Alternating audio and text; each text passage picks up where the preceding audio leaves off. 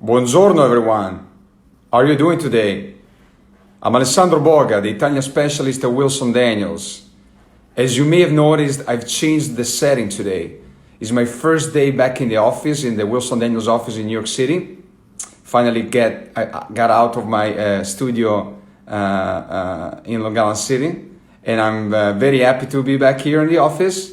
And today we're going to be connecting again with another producer from Tuscany. Last week we were in the Bolgari area. This time we go to Montalcino. And specifically, we're going to be speaking to Andrea Lonardi, the Director of Operations and Head of Winemaking at Val di Suga, historical producer in Montalcino since the 1960s. Val di Suga is a pioneer in the production of terroir-driven Brunello di Montalcino and the only winery that has 3 single vineyards in the 3 historical areas of the area: Northeast, Southeast, and Southwest. Because of the different microclimate, soils, and winemaking styles, the wines show very different expression of each side. So I'm going to be speaking to Andrea in a couple of seconds, and feel free to type your questions while we talk.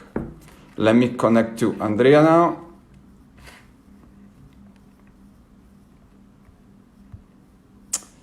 Is not connected yet.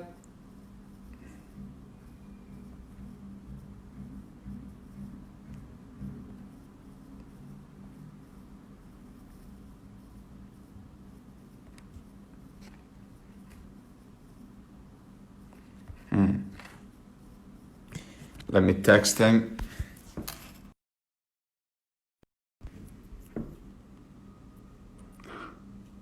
Thanks, Alan. Here we go.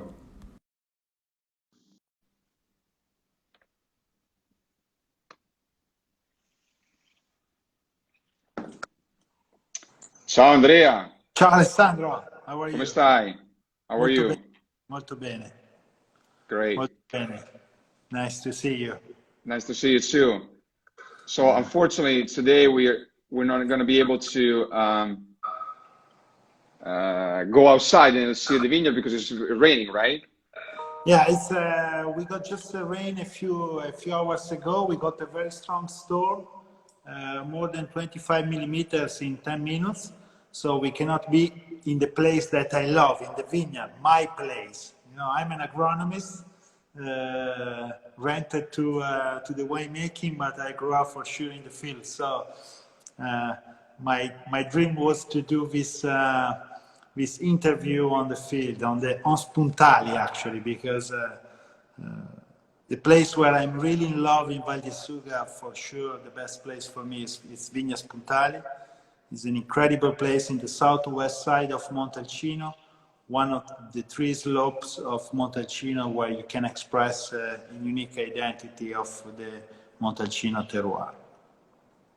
Yeah, that's unfortunate, but it's okay. You'll be able to give us a great explanation. You have a nice view also from here. You can see the lago just next to me. This is another place in the north side of Montalcino where we have Vigna del Lago, another of the 3 crews that we own in Montalcino. Yep.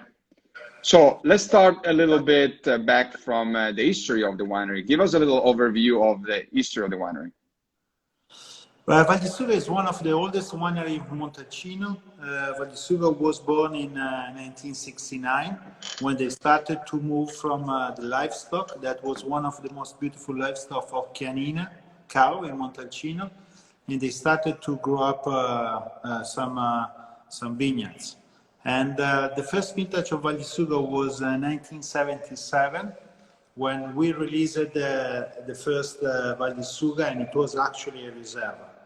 So let's say that Val di Suga represents one of the first 10 wineries that started to develop Brunello. You know that Brunello is a quite recent success. It's not very old. Everything started across between the 60s and the 70s. That is where there was the real takeoff of Montalcino. Yeah. Well, what's the current number now of producers in Montalcino? Excuse me? What's the current number of producers in Montalcino now? Well, it's around 250 producers Wow. that put in bottle Montalcino. Let's say that after the 90s, there was the real takeoff of the Montalcino appellation, with a lot of many producers that they decided to be involved not only in the wine growing, but also started to put wine in bottle. Right. And I think that more producers we have, and better it will be Montalcino even in the future, because that is a way to express the terroir. This is a way also to compete between us, and it is a way also to enhance the great quality that you can produce in Montalcino. Yeah. And Val di Suga has vineyards in the 3 historical areas of Montalcino: northeast, southwest, and southeast. Explain the differences between them in terms of climate and soil. That's your most favorite topic to talk about. I know that because I've been recently to a presentation you did in the winery, and it was very passionate and extremely educational. We have to be honest. I think that to be updated, to be modern today, you don't have to be modern in the winemaking, but you have to be modern in your soul. And the soul of Val di Suga is really try to express the different terroirs of Montalcino. 10 years ago, when I just started to work in Val di Suga, vintage 2012, I really found that this incredible opportunity of working in Montalcino in 3 different completed terroirs.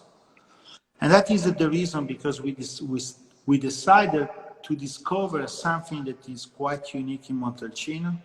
And I think that this is represented the uniqueness of Val di Suga today in Montalcino. It's the only one winery with vineyards in the 3 different slopes of Montalcino. So from the north side to the south, west, and the southeast. But in order to express that, I like to start to take a long way to arrive to a glass of wine. I like to speak about landscape. Because I think that when you are an agronomist, when you are a winemaker, the most important things that you have to do for sure is try to enhance your style, the style of the house, the style of the winery. But first of all, you need to be totally faithful with the place where you are. And in order of that, in Montalcino, you can recognize 3 completely different landscapes. I want to, if I can, I will do some that everybody can really understand easily. So, in Montalcino, can you hear me? If you speak towards the phone, is better. I can hear you better. Okay. So, when you are in Montalcino, you can recognize 3 completely different landscapes. And that is my start. Yeah. What does it mean? If you are in the north side of Montalcino, you have very soft hills and you have cypress. If you are in the southeast side of Montalcino, you have very steepy valleys. You have in front of you the Montagnata, where in the top you have some ski resort, and during the winter time you can ski, even if you are in the middle part of Italy. And you have a very beautiful quercus trees. If you are in the southwest side of Montalcino, you have a classic Mediterranean climate and weather, and also soil. You have some flat land, you have some gorgeous, beautiful, huge olive trees. And there is a lot of Mediterranean herbs, thyme, mint, rosemary. So what does it mean, these 3 completely different landscapes that everybody can see? And I think that everybody can also to taste. If you have 3 different botanics, it means that you have 3 different types of soil. In the north side of Montalcino, you have clay, and that is where we have Vigna del Lago, where we are right now. In the southeast side of Montalcino, you have schist, and in the southwest side of Montalcino, you have Pietraforte with a lot of sand. What does it mean? It means that even if you are growing Sangiovese in the 3 different places, with 3 completely different terroir, completely different type of soil, and 3 completely different climates, because in the north side you have the continental climate, in the southwest side you have the Mediterranean climate. So very dry, very warm during the summer, during the more in the winter time, and actually quite cool in the summertime because you have always the breeze from the sea. You can produce three completely different types of Montalcino. Why? Because the berry size is different. Is different also the amount of anthocyans, the amount of polyphenols, and also it's completely different also the type of aromas that you have in the wine. So in order of that, we need to develop a flow.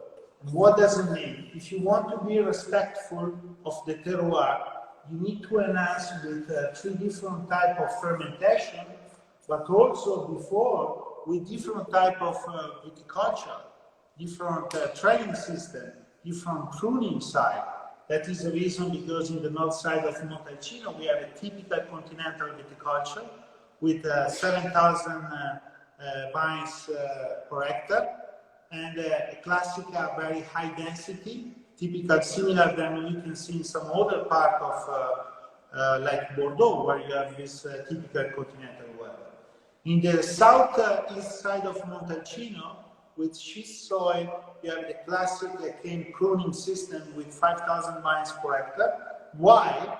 If you are in the Mediterranean side, you have a kind of bush vines. And in order of that, you need also to adapt your fermentation in order to enhance the different expression of Sangiovese that you can have in this area. That is the reason because we pay attention to have a very soft extraction in Vigna Spuntali in order to enhance the fruitiness and the soft tannins that you have. We have some very long maceration in north side of Montalcino in order to enhance this beautiful chinotto profile and the silkiness of the tannins. It's the side of Montalcino that in some way the Brunello remind more the Barolo. And in the southeast side of Montalcino, in order if you want to enhance the gaminess, the spiciness also of Montalcino and the thickness of the tannins that you have is better if you tend to extract a little bit too much. Because it is a wine that you can age longer, and for that reason it is a Brunello that expresses the better of itself after a few years. So this is our approach. Our approach is not really to copy somebody else. It's not really to try to be anybody else. It's not to do, I will age in barrique and I will age in Slavonia or oak big cask because somebody else is doing that. It's try really to enhance the pure and faithful expression of the place where you are. It's an extremely analytical approach. You use a lot of analytics to really emphasize the specific characteristic of a site and make the best wine possible, isn't it? In some way, people think that it's analytical. For sure, there is a research behind, but I want to tell you something. It's totally emotional. What we do is totally driven by our eyes, by our emotion. I think that in an appellation like that, if you want really to be closer to the soil, and you have to be, and you have to try to be closer to the soil, you need to understand these differences, because all these aspects can really be present in the glass of wine. And when you can taste a wine by watching by your eyes, by using the eyes, I think that you can really cover some beautiful details that sometimes in some places or in some areas people do not really touch. So I'm out of, I grew up in Valpolicella and I grew up professionally in some international areas all around the world, also in the United States, in Sonoma many years ago. But I like to say that when I came to Montalcino, I really felt inside myself these incredible differences in terms of landscape that we wanted with all our team to express inside of the glass. That is the reason, because in some days probably you prefer Vigna del Lago, in some other you might probably prefer the Poggio al Granchio, where you really have the gaminess and the very animal character of Brunello di Montalcino, of the Sangiovese in this part of the appellation. Or if you want something a little bit more loud, but on the same time very elegant, because it is a wine with muscle, but without density, with an incredible complexity. You will always end up in Vigna Spuntali. And thanks to that, I think that every year our process is improving. We like to see the future in a very open way, and we know every day more about the terroir where you are in order to express it. That's fantastic. As you can see, everybody can see a map on the higher part of the screen where the location, where the actual sites. So we see on the northeast Vigna del Lago, and then in the southeast Foggio a Granchio, and the southwest Vigna Spuntali, which is kind of your favorite vineyard. I shouldn't say favorite, but it's the one that you really put a lot of focus on, and you think has got the best potential for making a wine, also for aging. So tell us more about what is Spuntali, and what is the type of style that you find in Spuntali. It's very difficult for a winemaker to say that you prefer something to something else. But if Vigna del Lago is a very wine that you need to be very well prepared in your technical side, because it is a wine that always has some pinosity character inside. It's very delicate, but it is a place where it's quite difficult to have a very great vintage. So it happened probably twice every decade. While if you're moving in Foggio a Granchio, you have really the rusticity of the Sangiovese. And that is in some cases something that I really like. But what is unique in Spuntali is the volume of the wine. It's a place where actually Sangiovese grow inside sand. Pietraforte is actually a tufaccio soil made by sand. In the highest part of the vineyards is totally galestro of Pietraforte. In the south part, in the lowest part, is more sand. But this is a wine that combines some unique character. And it's combining the Mediterranean character, because it's a little bit warm. I think that it's very Italian, it's very Mediterranean. It's ripe on the nose, but never overripe, because sandy soil are quite fresh. It's a little bit loud on the nose sometimes. It has an incredible complexity with thyme and mint, and there is this beautiful orange candy note that always appear on the nose. But my real love about Vigna Spuntali is the palate, is the texture inside the palate. It's a wine that has a volume without density. So it's a wine that has an incredible drinkability. And drinkability is not something that's easy to find sometime in Montalcino. Sometimes they can be quite strong and quite heavy wines. And I think that this soil, this terroir, Vigna Spuntali, give to the wine an incredible agility and drinkability that make this wine special. And also about Vigna Spuntali, I really love the evolution. It has a quite oxidative evolution that is very interesting, and the wine became more and more complex on the nose with very long length, and quite sapid long length, that is another distinctive character of Vigna Spuntali. Yeah, absolutely. And it's probably the wine of the three vineyards that is probably the more appealable and the more what the American consumer of Brunello is looking for in terms of for the style, because of this power that the wine has. I like to say that I was not the first one to discover Vigna Spuntali. I was probably another one that fell in love with this vineyard. So, and probably some other winemakers, they will fall in love with these vineyards in the future. If you think that the first vintage was made in 1988, and you know that a few months ago we got a chance to taste the first vintage 88. Oh yeah. That with some other vintages 95 represents some outstanding vintages of Vigna Spuntali. Normally, there is something also related to the longevity, to the age-worthy of the wine, that tell you that it is a vineyard that has a great potential. And the character to stay in bottle and to evolve with an incredible complexity of Vigna Spuntali, it's also another element that tell to us this incredible terroir of Vigna Spuntali. Absolutely. And now with the 15 vintage, which will get to the market in the second part of the year, you changed a little bit of winemaking. So tell us more about that. Vigna Spuntali was born in Slavonia Hook, as many Brunello di Montalcino. And after that, moved to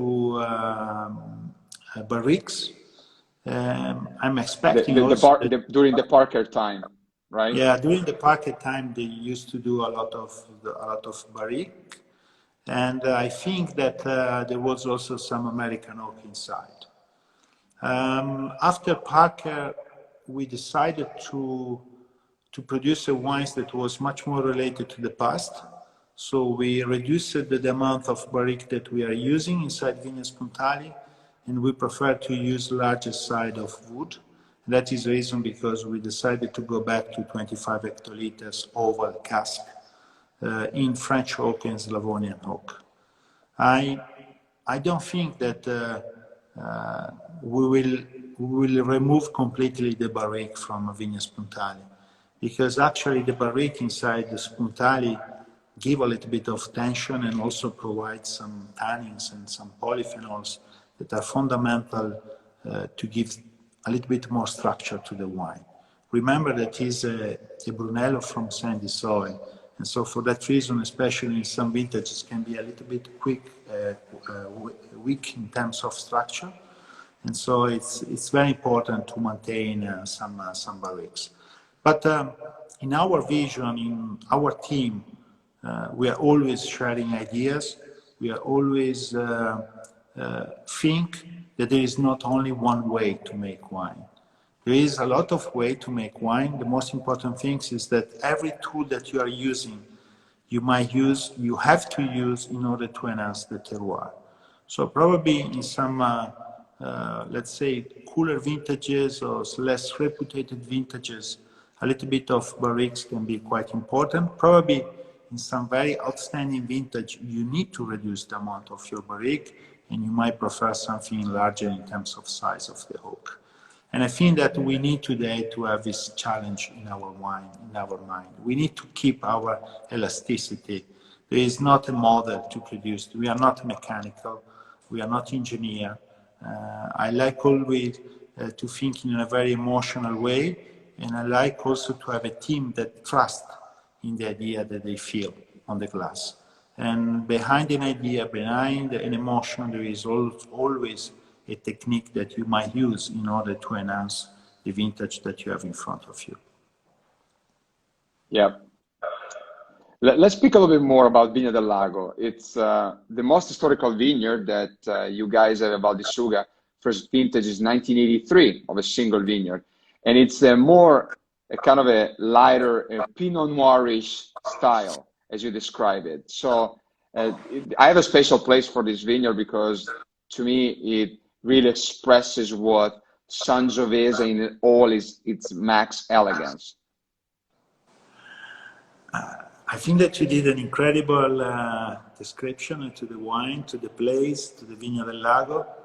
It's just the vineyard that you can see right here in front of you, in the north side of Montalcino, and you say something that I really like.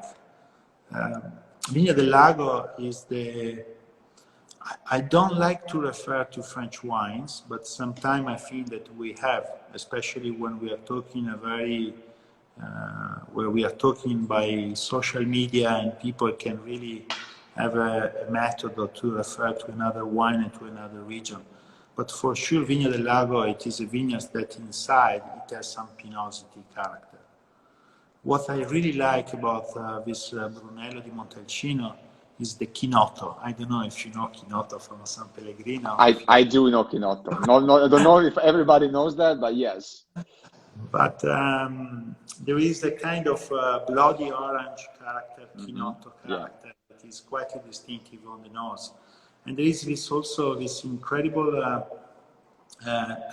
dried floral character that reminds me also of Barolo in some way, some very elegant, very light Barolo, like from Canubi. They have this uniqueness. And that for that reason, it's a wine that you need really to treat in a very light way. It is a wine that it is enhanced by the style of the wine. It is for sure enhanced by some very long maceration. The tannins are very silky, and usually it has an acidity that is quite higher for sure than Spuntali, but not so high as Poggio Granchio. It's also this is also the last fruit that gets picked, right, of the three vineyards, Vigna del Lago. Yes.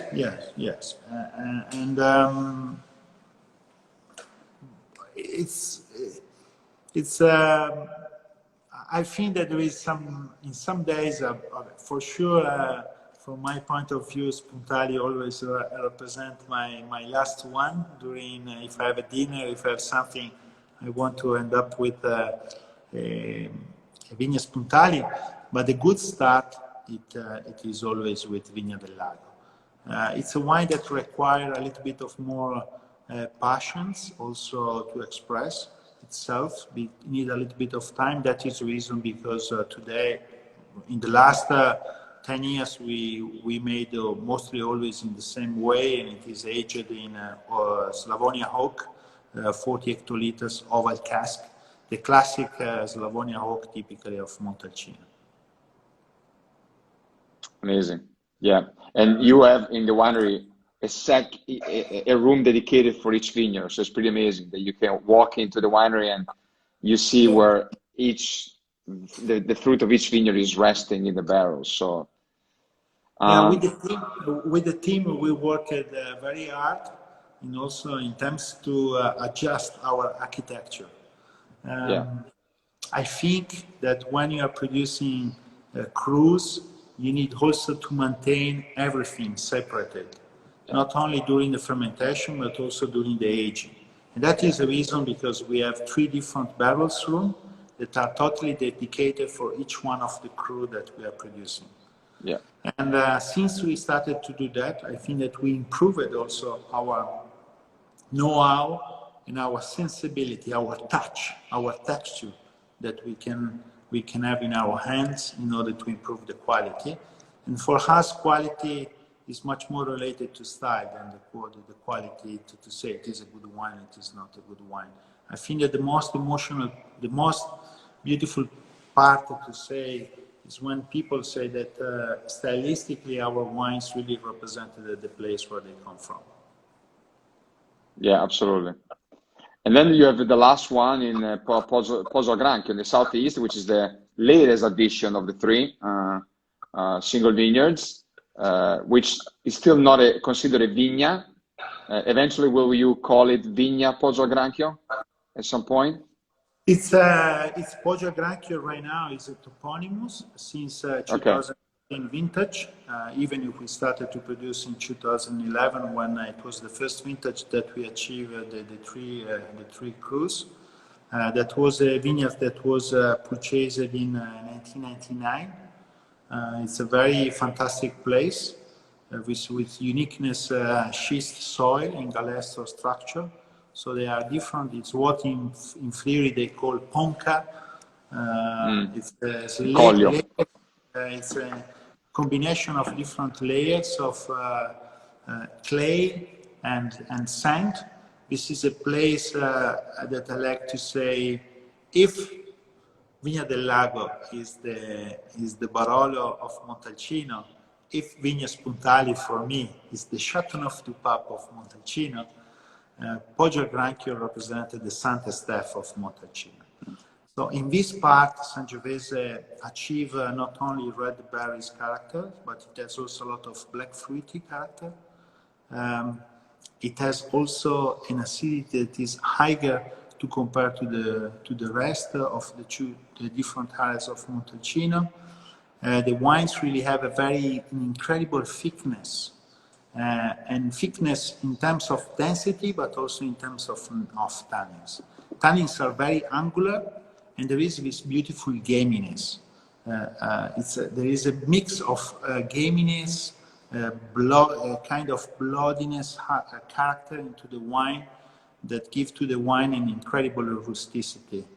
I think that in the future, with the climate change, it could be an area quite important in the future.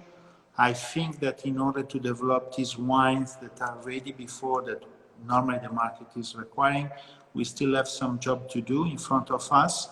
But I totally believe that probably for the future, after Vigna Spuntali, it will be our second most important cruise of Montalcino. And also the wines show a lot of minerality and very approachable when they're young. Like they're already drinkable very well at release. The wines are Poggio Granchio usually. So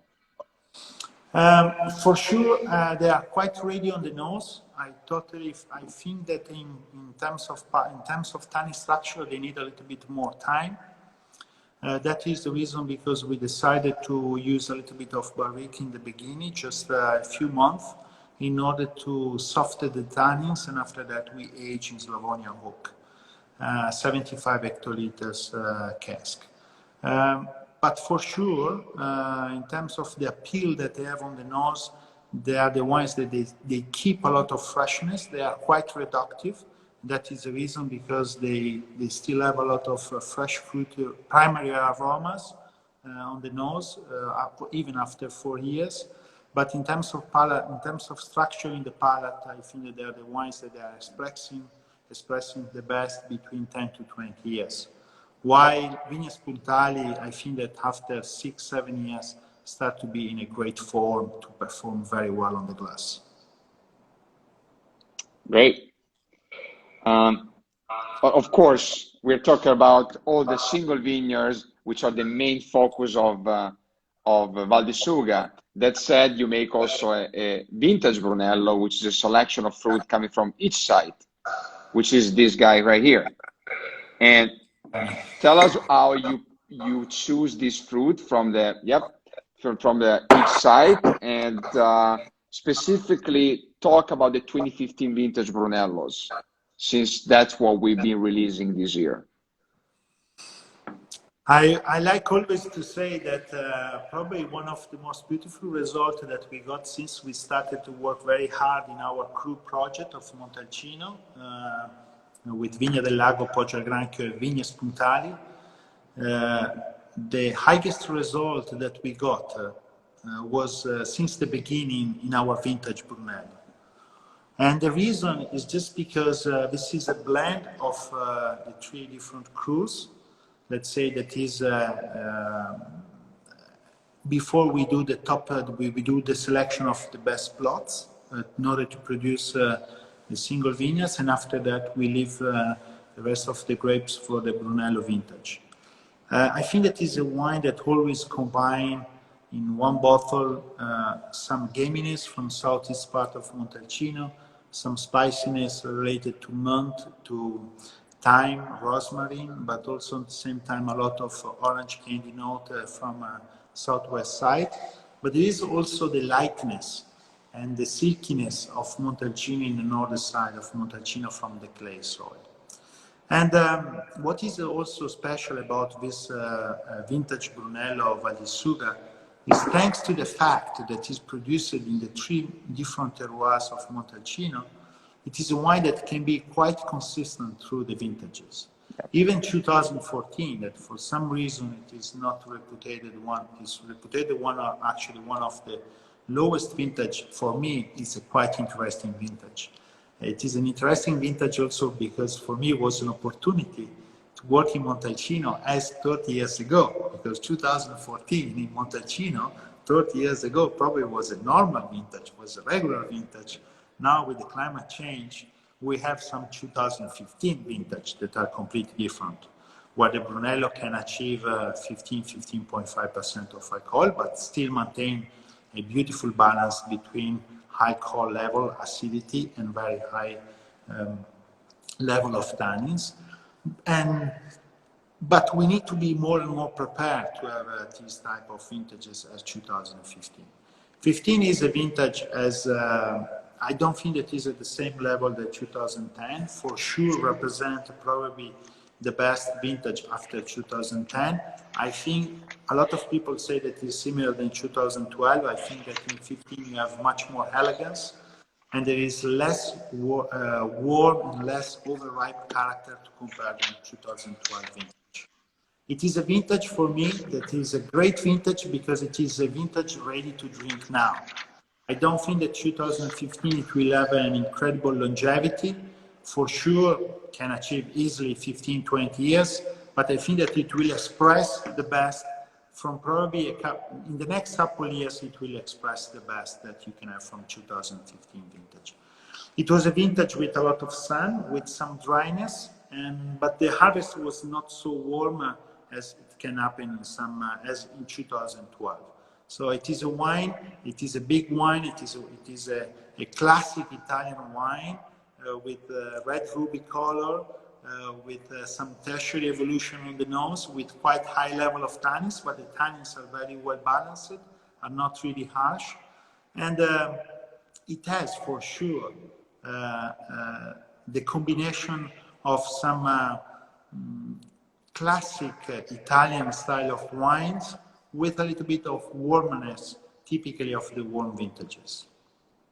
What I love about the vintage Brunello is the fact that you get a little bit of the characteristic of each vineyard at a great price, because of course this is a wine that goes out at a little lower price compared to the single vineyard, but still it's extremely competitive and the wine shows beautifully for what it is. I believe it's one of our best value of the whole, at least Italian portfolio. So thank you for saying that. I think this is part of also the philosophy of the winery.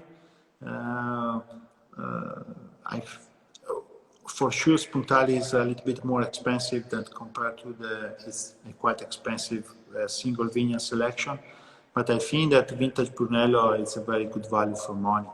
And it is part of our philosophy to do not overprice the wines. It is also an introductory wine to start to drink some beautiful Brunello di Montalcino. And it is a great wine that we try to combine in a glass all the different aspects of Brunello. We have a question. With soil type and exposure contributing to terroir, how do you approach the concepts in propagating vine material? It's a very technical question. You know that well, Alessandro knows very well. In the last 3 years, 4, let's say also 5. Almost 5, yeah. I really invested all my time in soil research, not only in Brunello di Montalcino, but also in some other appellation. You know that we have some beautiful vineyards also in Montepulciano, Pinot Nobile, and in Chianti Classico, but we extended our soil research in a lot of regions. I like to say something. There are just few grape varieties in the wine world that are strongly related to soil. One is Pinot Noir, and the second one is Sangiovese. So Sangiovese is, as Pinot Noir, it's a grape variety that really expresses the place where it is. It is much more important the type of soil that you have rather than anything else. So a lot of people say, oh, which clone are you using? For sure, you might develop some clones. There are some clones that are better in some soil and they are not really performing very well in some other soils. But I can tell you that the same clone in different soils is much more different than different clones in the same soil. In any case, thanks to the climate change, I decided to restart after researching for many years in soils and try to understand the difference of tannins the texture of the tannins, the aroma profile that you can develop in the different Tuscany soils for Sangiovese, I decided to reinvest with our team a lot of time in researching material in the old vines. I think that what we selected in the last 15 years, because everything started with Chianti Classico 2000, was selected in climate conditions that are totally different than what we have now. So for that reason, we need to go back. We need to spend more time in order probably to find something that in the past was not quite interesting. I like to say, in some very dry soils, in some sandy soil as Vigna Spuntali, I love to use some old clones of Sangiovese that have a bigger berries and probably a thicker skin. So it is not always the best, smaller and with less juice inside. So I think that we need to reinvent. For that reason, if you came in Val di Suga, there is a plot where we are planting the different biotype of Sangiovese that we have in our different vineyards that we have. And we try also to see how these different possible new clones, they will reflect in the different soils of Tuscany. Yeah, absolutely. And it's always a work in progress, right? We never stop studying and learning. So. And I have to just, this question is lovely question. It's something that I really like. You know, my personal passion for Sangiovese, I'm an agronomist, and I think that in order to make certain type of wines, you need really to know very well the place where you are, the field, the soil. I give you another example. People think that Sangiovese is a very tannic grape variety. Not absolutely. Sangiovese is a grape variety with one of the highest resistance to water, to dryness. But the problem that has is in a dry condition develop a lot of harsh tannins and also suffer about of stop of growing. For that reason, it's a guy that you need to treat in order to be very comfortable. Our vineyards right now, if you compare to 20 years ago, or 10, they are not in a stress condition as they used to be in the past, during the Parker epoch, or during where I studied at university, we were looking to reduce the vigor, to reduce the yield. Right now, we are working in an opposite way. But because the balance, the style, the quality concept that we have in our mind is different than 20 years ago. 20 years ago, we were predilecting wine with concentration, with density. Right now, we are predilecting wines that are very agile, very vibrant, very light, easy to drink. And they are probably wines when you are interpreting wines in that way, they are much more respectful to the terroir where they come from. When you are concentrating, you tend to globalize the taste. I've never seen anybody speaking with so much passion about Sangiovese as much as you do, and you're not even from Montalcino or from Tuscany, so that's quite unique. And I gotta tell you, you're very passionate when you speak about that. I think that, but that is something that we have to do in a lot of places, and we have to do for sure for the Italian wines.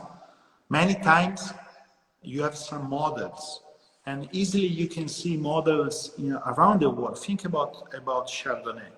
No, you have the Chablis model, you have the Pouligny or Chassagne model, you have the Massot model. So you have different type of model, and it means that you are working in a certain way, and there are some specific descriptors that you are using, also in terms of wording. This is something that we have to do for the classic Italian wines. That is the reason because I decided to have this very strong, in Val di Suga, we decided to really invest time, energy, and put together a team of young winemakers and guys from also the marketing side, the communication side, in order to communicate this renaissance of Italian wines with an updated wording. Think about how you can describe tannins in Sangiovese. Sangiovese has some very different tannins, and you need to know the right word to describe the tannins of Sangiovese. So more and more we are working in this aspect, because I like to say I will be very happy when I will be able, thanks to the marketing team and the communication team, to convey the message about what I feel when I see a landscape, when I see a soil. Because when I see a landscape and I can see quercus, or I can see cypress, or olive trees, or ginestre, or rosemary, it means that you will produce different wines. Yeah. It's not that in every single place you can reproduce, you can produce something else just because you want to make this wine. Yeah. So I would like more and more to invest time with our team in order to convey this message, this lightness of message. You can taste wine by eyes and say, I'm in the north side of Montalcino. Okay, I'm expecting this type of wines. And that is what we tried to do in Val di Suga. And that is the reason, because probably a few years ago, a guy from Wilson Daniels came to Montalcino and told to us, we have the most historical project in Montalcino that we can say is beyond the Santi, and he say, but we would like also to have inside our portfolio the most challenging new vision of Montalcino, but a vision that is very faithful to the terroir and very respectful to the terroir. In some way, we are probably some of the most classic producers of Montalcino, but we like some modernity in the way that we are working, in the vision that we have. And that was Rocco Lombardo. I have to say a special thank you to him, because that was a way to be part of an incredible portfolio. And I think that this is also very important to transfer the motivation and to work in a higher level that is very important for all our team.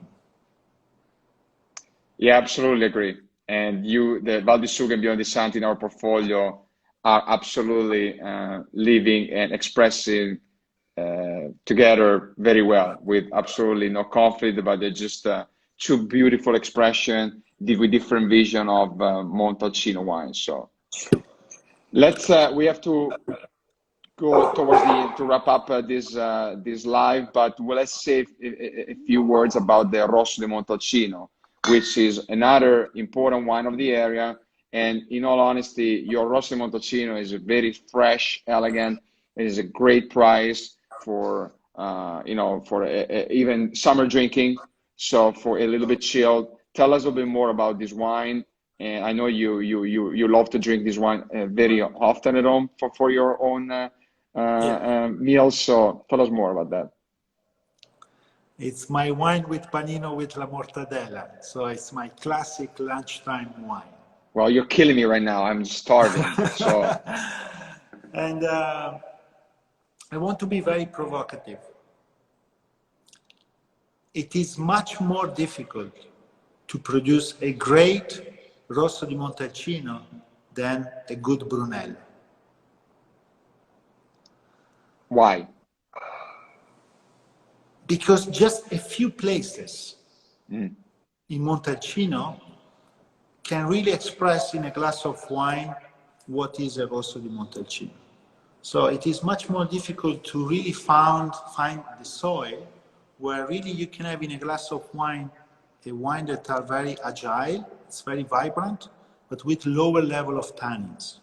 Most of the soils, most of the terroirs that you have in Montalcino are predilecting in order to produce wines with much more structure and with much more deepness and with higher level of tannins. For me, I want to describe very easily what is a Rosso di Montalcino. For me, and I think also for Val di Suga, Rosso di Montalcino is a wine that is very fresh on the nose, with very fresh orange, bloody orange character, with a touch of red cherry, with a touch of peach leaf, and some white floral notes. On the palate, it has volume, but it doesn't have tannins and it doesn't have thickness. It has a beautiful drinkability. It is very light. When you drink one glass, you want to drink just another one and another one. In order of that is the reason, because in the future we will invest a lot of time also in Rosso di Montalcino, and we have a project in our mind to produce a very top high-level Rosso di Montalcino, that it will be from Vigna Spuntali. Yeah. And I think that we will be ready in 1 year. We have already worked quite hard in the last 2-3 years to enhance our technique, and also in order to technique I'm telling you about before deciding the place where you can have this combination of aspects that I told you. But for sure, our Rosso di Montalcino today has this aspect inside the glass. So most of the time it is made in Vigna Spuntali, in the lowest part of Vigna Spuntali, or we blend with a little bit of grapes that come from young vines, where normally they have less concentration than the mature vines. Great. Well, that's been fantastic. Thank you so much, Andrea. Unless there's any other questions, I think we can wrap this up. We are almost close to the hour, where this is the cutoff for the IG Live. Is there anything else that you want to add, Andrea, before we say bye? I want always to enhance the terroir of the different terroirs of Montalcino. I want also to express all our gratitude to Wilson Daniels, to you, Alessandro, to be you are part and you are all part of this incredible team that is working in Val di Suga. I think that a lot of results that what we did in the last 10 years starting to be quite grafted into the bottle. And I think that we are in a good way. So I want to say thank you to everybody from Wilson Daniels, and I would like also to express all my gratitude to our team, because nothing is this possible without a very engaged group of people that they trust in our vision and in the vision in order to be the terroir expression in a very classic way of Brunello di Montalcino, and this is Val di Suga. Well, thank you, Andrea, for your kind words. I mean, the passion really translates from your words, so there's no really need to say more than that. And your team is fantastic to work with, and thank you for making these incredible wines. And you make our life easier when you make these wines at this value. So that's for sure a great added value to our portfolio. Thank you again to everybody for following us today. Make sure to follow Val di Suga at Val di Suga Wines. You can follow up with any questions either to us or to Val di Suga directly. Well, have a great day and cheer with some either Rosso or Brunello today. And you remember that you are always welcome in Val di Suga, and please stop over if you pass through Montalcino, or if you have an idea to come to Tuscany, make sure to spend a few hours with us. Yeah, I'll pass it along to everybody following us. It was my last time I was in touch with Italy before the old COVID-19 problem came out. And as you remember, I was there for Benvenuto Brunello with you, and we thought this was just still a little problem in the north part of Italy. So a lot it has changed since then.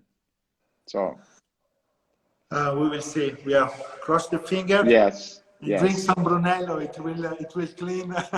Yes, it will help us keeping the virus out. Okay. Thank you, everybody. Ciao, Andrea. Ciao, Alessandro. Ciao. Thank you for everybody for the attention. See you. Ciao.